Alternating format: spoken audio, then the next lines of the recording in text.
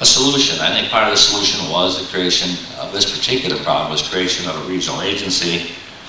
There had been a lot of discussion, a lot of dialogue facing the problem. People knew it was regional in nature, but I think basically Judge George McMonagle stepped forward and really kind of bit the bullet on this thing, ordered the county to create a sewer district, which he really didn't have authority to do, but the commissioners knew it was time for change. The city felt it was time for change, the suburbans thought it was time for change, and the judge would take the political heat, so people, I think, accepted the district.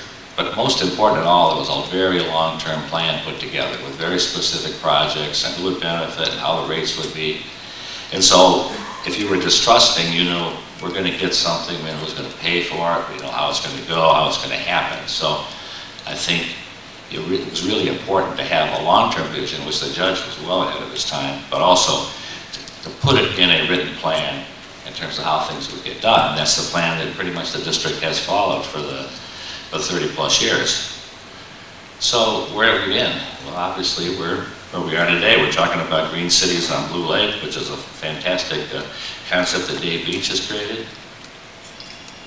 This little partnership project on the Detroit Superior Bridge, we've worked with Bob Kleiber and the Cleveland Arts people, and there's actually the bikeway along there has some what's called kinetic art, some devices measuring wind. There's a device up there to measure some water quality, and there are some posters that the district has up there that our agreement with the county for our contribution allows us to put displays there in perpetuity. And I think really this particular bridge long-term has real potential to be a location for art festivals and other things.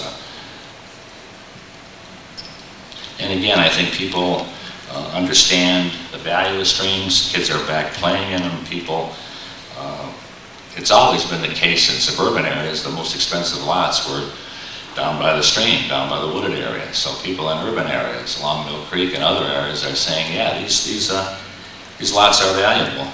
And I think the further as evidence of public support, if you look at the NOACA map, virtually there is some type of a watershed operation, a RAP, a watershed group that covers pretty much the whole area. People coming together, individuals, elected officials, looking at problems and issues on a watershed basis. So I think it's pretty clear to me the public is out there supporting clean water. And I think the question is, where are the political leaders? And frankly, I don't know. It's clear in Washington this is not a big issue. This is not like it was in 1970, 71, 72. There's no Ed Muskie, there's no national, there's nobody running around.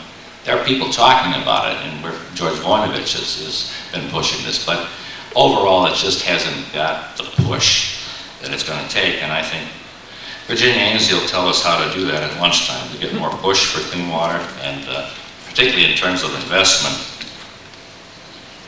So one of the things we want to talk about is future challenges. And I think being educated as an engineer and hearing Bonnie talk about, I'm delighted to see the return of engineers to ODOT, being an engineer, having had a co-op at Highways years ago. I think it is important that people who make technical decisions, not necessarily have to be an engineer, but need to understand so many of these decisions, and right now environmental decisions, people always, if you talk to a kid now, he or she say, I'm really interested in the environment, and I'm going to be a lawyer. Okay, we need another lawyer? That's wonderful. But, you know, we'll sue people and we'll do lots of things, but unfortunately, where we are right now, I mean, it's really a social, political, financial issue. I mean, we need to build more consensus, we need to get some money in, we need to do some things. We need to have research. The stuff that we treat, I'll talk about a little later, there's a lot of chemicals and stuff we use today that we didn't use even 10 years or 20 years ago. So we have to have research, and it's going to take science and engineering and technical people to solve these problems. So this really is a technical problem more than a legal problem.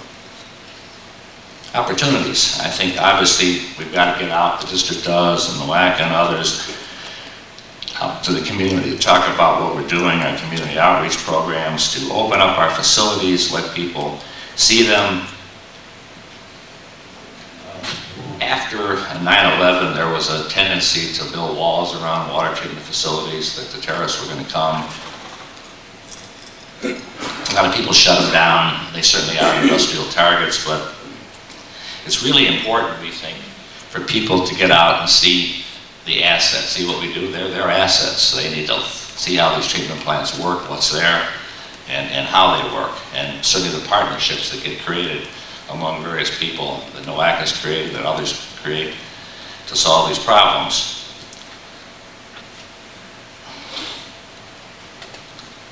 We think about the challenges, and these are interesting challenges. I mean, basically all the facilities that were built in the 70s and 80s are at or beyond their useful life.